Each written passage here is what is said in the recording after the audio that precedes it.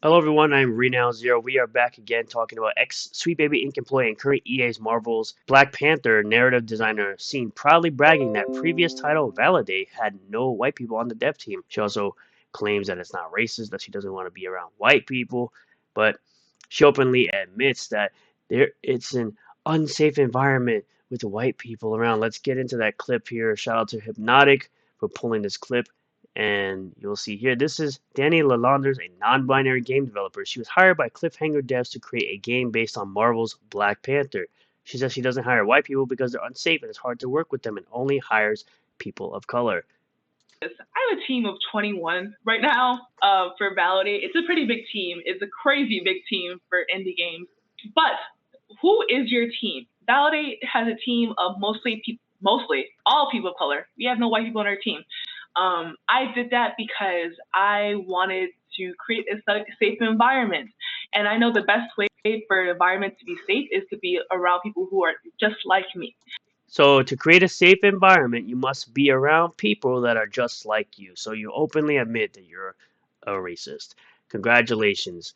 And this game that you're coming out with, the Black Panther game, is going to be DOA after hearing this nonsense. And considering that you were an ex Sweet Baby Inc. employee, yeah, definitely no one's buying this game at all. And I'm not saying that white people in the industry are creating unsafe environments. Oh, yeah, you actually believe that, but you're acting as if you didn't just say that about 6 seconds ago in this clip. So now let's get back to the article here. Remember, kids, blatant and open discrimination based on skin color is a-okay as long as you do it under the auspices of being progressive.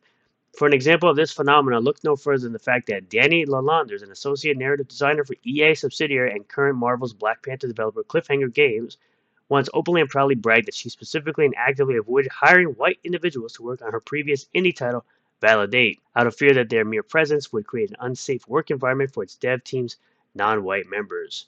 You just heard it there in the video. The very definition of a video game developed by Tumblr, Validate struggling singles in your area is a visual novel slash dating sim where players are tasked with not only choosing who to date amongst a veritable United Colors of Benetton ad of the most stereotypically diverse characters one could imagine, but also choosing whether or not to enable each character's awful behavior and leave a trail of broken hearts behind them or help them along the path of self-betterment with mixtapes, poetry, and cosplay thrown into the mix. Validate presents a smorgasbord of relationships to bear witness to, reads the game's official synopsis, but the dating scene is difficult even when you aren't marginalized in 6 different ways, so happiness continues to fly just out of reach for these unlucky lovers. Here's the entire cast, not a single white person. And from what I heard, one of the stretch goals of this game that was funded was you would add a white person in, which is really crazy to me. Given the game's subject matter, it may come as no surprise to learn that its 21-member dev team apparently featured 0 white individuals. However, what is eyebrow-raising is the fact that this was not a merit-based hiring coincidence, nor the result of white individuals choosing not to apply for the dev team, but rather Lalander's specific instruction to not hire them at all. Speaking in reflection of Validate's development while hosting a talk titled 1 Year in the Industry at the 2021 Game Devs of Color Expo, Lalanders admitted that the visual novel has a team of mostly all people of color. We have no white people on our team. I did that because I wanted to create a safe environment. We already seen this. Of course, this is not to say that Lalanas has since changed her blatantly racist opinions. In response to the ongoing discourse surrounding Sweet Baby Inc., who she previously worked for between 2022 and 2023, the dev asserted towards the consultation company's critics, quote, I just stopped taking y'all seriously when y'all started running around saying white people can experience racism because I did not suffer through 2020 for y'all to act like you weren't a hashtag ally, hashtag BLM 4 years later. As noted above, Lalanders is currently employed as an associate narrative designer for Cliffhanger Games, the same dev studio currently hard at work on EA's Marvel's Black Panther title.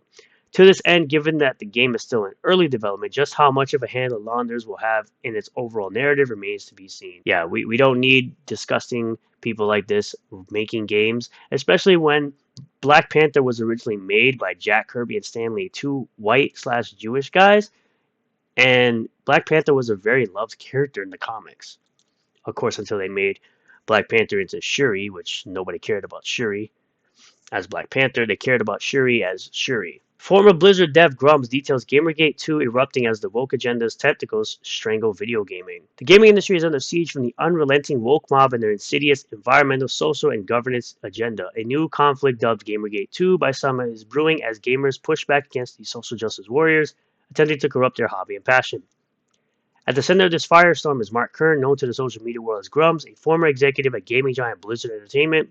Kern has blown the whistle on the underhanded tactics being used to force divisive ideology into game development. As Grumps explains, major studios don't actively fund their big budget games themselves. They rely on outside financing from banks, investors, and even government bailout funds. So basically, taxes. So all this crap is funded by us, the people, is what it sounds like. This is a sidewinder of the original Gamergate, whose purpose was exposing corruption between game companies and journalists. Quote, the way games are funded, you don't use your own money. Its games are hugely expensive to make. They're upwards of 250, sometimes $600 million, Grubbs reveals. You're counting on your CFO to get you tax breaks, to get you in to put studios in regions which are financially favorable, and you will borrow the cheap money. So where's this cheap money coming from? According to Grumps, it's increasingly coming from ESG financing funds that have strings attached. They're going to take this money, he says about game studios, because the returns on investment have been so poor on Wall Street for ESG funds that a source of revenue is drying it up. But the ESG agenda is so deeply entrenched that Grumps fears the gaming industry may not be able to course correct. Quote, this woke machine cannot continue in the way that it is now for AAA gaming, and I think unfortunately it's so entrenched that you're not going to see much of an ability to course correct because the studios they're just going to shut down.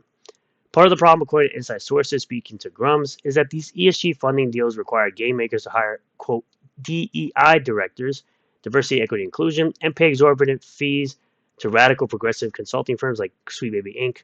These companies then embed their toxic ideology into games through sensitivity readings and content policing. Quote, developers have been approaching me and giving me some inside baseball on what's been happening, Grumps says. Quote, there are funding deals out there for studios that have certain strings attached. Suddenly signed with a developer, and now that developer needs to hire a DEI director, needs to go out and hire consultancy firms to gender balance their staff. Quite specifically, go out and hire companies like Sweet Baby Inc. to consult on their writing, do sensitivity reading and changes for that. Meaning, hire a bunch of activists that don't give a crap about gaming, they don't know anything about gaming, and they're just there to push in the diversity like they did with that one squad game, and just make it so that you make a bunch of diverse characters that nobody cares about and nobody likes. Basically making stories absolute trash. The end result, games get injected with heavy-handed social commentary, protagonists are swapped out for marginalized identity groups, and anything potentially offensive to the perpetually outraged crowd gets scrubbed. All to please the ESG overlords and keep that cheap money flowing in. While ESG itself may be becoming a tarnished brand as people wake up to the scam, Grumps warns that the woke agenda is simply rebranding under a new name. Quote, it's become an evil brand. People are waking up to this. You have a rebranding going on right now. They're not calling it ESG, but it's still out there. Gamers have had enough. A new Gamergate revolt is rising, pushing back against the cultural authoritarians, trying to ruin the gaming industry from the inside out. This time, it's not just unruly gamers speaking out, it's industry veterans like Grumps who are exposing the corrupt financing model that's enabling this hostile ideological capture. Batten down the hatches because Gamergate 2 is only beginning. Yes, there are a bunch of people calling out all this garbage, like Hypnotic. Please go subscribe to his channel. He's been doing great work showing all these things and giving information to everyone out there. Please go subscribe to his channel. I'm going to put a link in the description. So at the end of the day, they're hiring a bunch of people who don't really care about the gaming industry. They just want to inject their nonsense, their woke ideology into gaming and further infect it harder than the original version of Gamergate, which was a failure because in a way, gamers have spoke with their wallets. People are now starting to buy AA games like Power World and Helldivers 2 and The Last Epoch, and they're not really putting too much money into these AAA games. You can see with something like Final Fantasy VII Rebirth not doing pretty well right now, considering that they decided to censor the original remake and bring it up to the same way that the Rebirth is.